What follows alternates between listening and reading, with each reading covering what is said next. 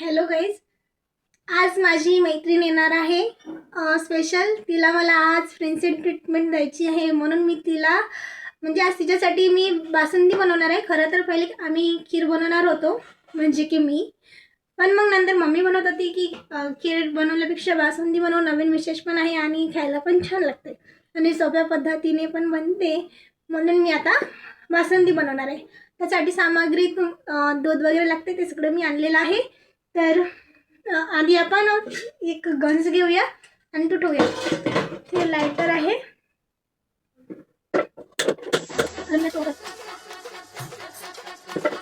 इथे गॅस पेटवलेला आहे आणि दुधाचं पॅकेट आहे.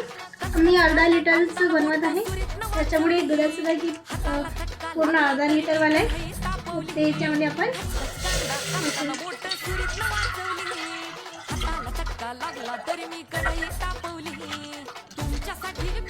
तुम्हालाही बासुंदी खायला आवडते की नाही, तुम्ही कमेंट करून सांगा.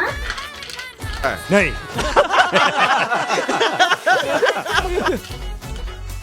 तर असं आपण दूध टाकलेलं आहे. मी पिठते आणि हात धुतलेले आहेत आता. तर मी बासुंदीमध्ये टाकायसाठी काजू, बदाम आणि इलायची आणलेली आहे. मी त्यांना किसमिस विचारली होती, पण किसमिस त्यांच्याकडे नव्हती, म्हणून मी किसमिस आणलेली नाही. ठीक आहे. तर मग मी काय बोलतात, या 2 पुड्या काजूच्या, बदामच्या आणि इलायची आणलेली आहे. तर आधी आपल्याला छानपणे दुधाला तापवून घ्यायचं आहे. दुधाला तापवताना त्याला थोडंसं हलवायचं. मागे मम्मी झाडून काढत आहे, किती कामाचं. तर दुधाला आधी आपण थोडं तापवून घेऊया. तापवताना ते चांगलं व्हावं त्यासाठी म्हणजे की त्याच्या अंदर जे आपण जेव्हा आपण साखर टाकतो, तर ती साखर पूर्णपणे व्यवस्थित विरघळावी म्हणून टाकत आहे. तर आधी आपण त्याच्यामध्ये साखर टाकूया. मला दूध ठेवून 5 मिनिट झाले. 5 मिनिटांनंतर मी साखर टाकली त्याच्यामध्ये. मी आधी चम्मचमध्ये साखर काढून घेते, कारण की अंदाज समजत नाही मला लवकर, म्हणून.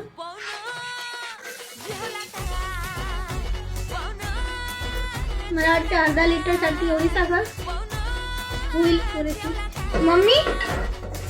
मम्मीला विचारू आपण की साखर बरोबर होईल नाही होईल. मम्मी, आता समजा अर्धा लिटर दूध आहे, अर्धा लिटर दूधमध्ये 1 चम्मच साखर टाकली तर होते काय? जास्त गोडवी नाही पाहिजे. मम्मी बोलते जास्त, म्हणजे अजून 1 चम्मच टाकू का?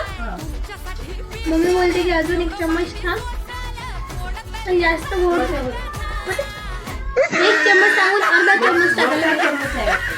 हा, मी आधीच 1 चम्मच टाकली होती बरं. आता याला थोडंसं असं घुमवायचं. साखर थोडीशी विरघळली पाहिजे टाकल्यानंतरच, म्हणून.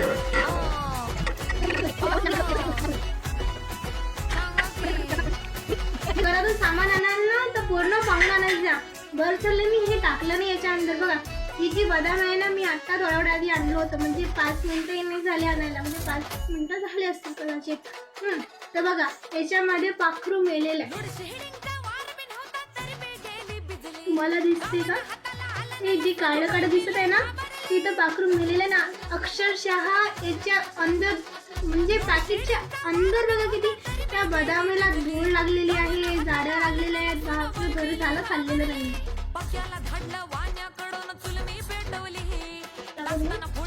म्हणून कुठलीही खायची वस्तू वापरण्याआधी त्याला पूर्णपणे पाहून घ्यायचं की बाबा चांगलं आहे, खराब आहे, कसं आहे. अच्छा, हमको सिखा रिया है.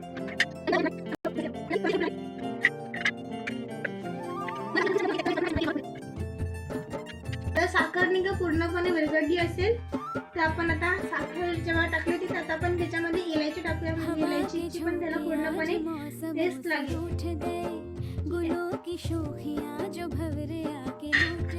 बदाम बारीक करून आधी आपण इलायची टाकूया.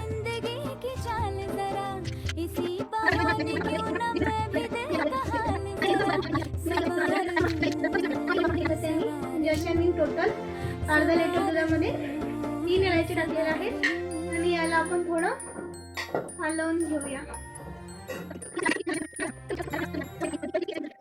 हवा के झोंके आज मौसम से उठ गए, गुलों की तर अशा पद्धतीने पहा मी पूर्ण चॉप करून घेतलेला आहे छान पद्धतीने बदाम आणि काजू दोन्ही.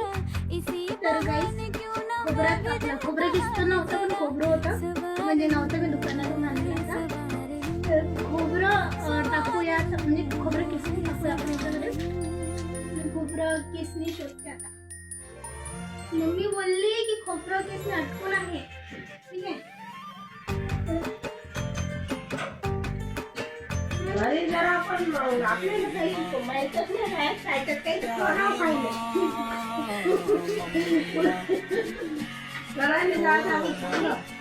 खोबरं किसणी दिसत नाही मला कारण की मी किचन मध्ये नसते एवढं मम्मी आली मदत करायला.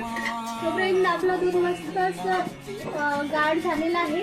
तर त्याच्यामध्ये थोडंसं आपण त्याला खोबरं टाकू आणि ड्रायफ्रुट्स टाकू म्हणजे फॅन्सी आणि मग आपली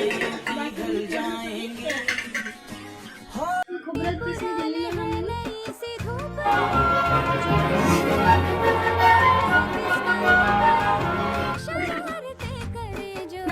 हे बघा एका साईडनं अशी रफ बाजू असते घाटायचं असते होत असते है ना. अरे हुशार तर लई आहे मी पण कधी घमंड नाही केलं ना.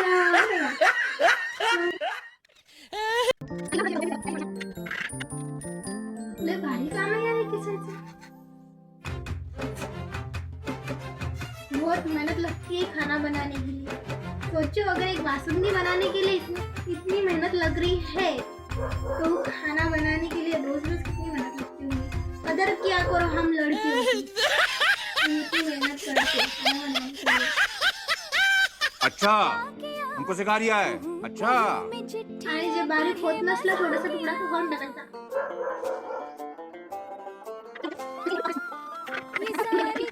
तर मला वाटते की एवढं इनफ असेल खोबरं केस. एवढं खोबरं केस केसलेलं आहे पण तरी एकदा मम्मीला विचारून घेऊ एवढं इनफ आहे की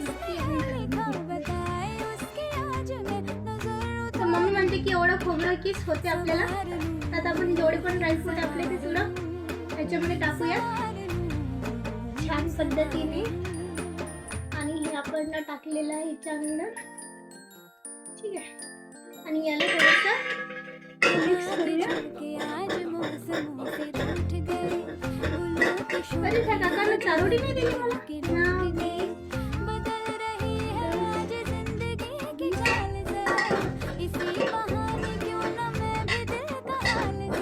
मी तर चारोडी पण मागितली होती.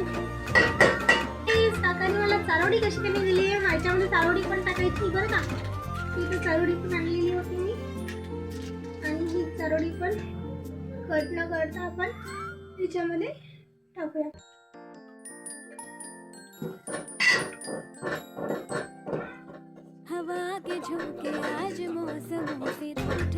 आणि अशी आपली बासुंदी तयार झालेली आहे.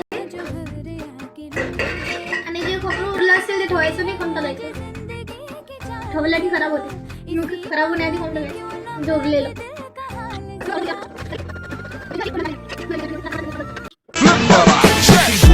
دوس عندي خوش فصلة يا اخي تفوز والله خوش رقصة يا اخي دوس عندي خوش فصلة يا اخي.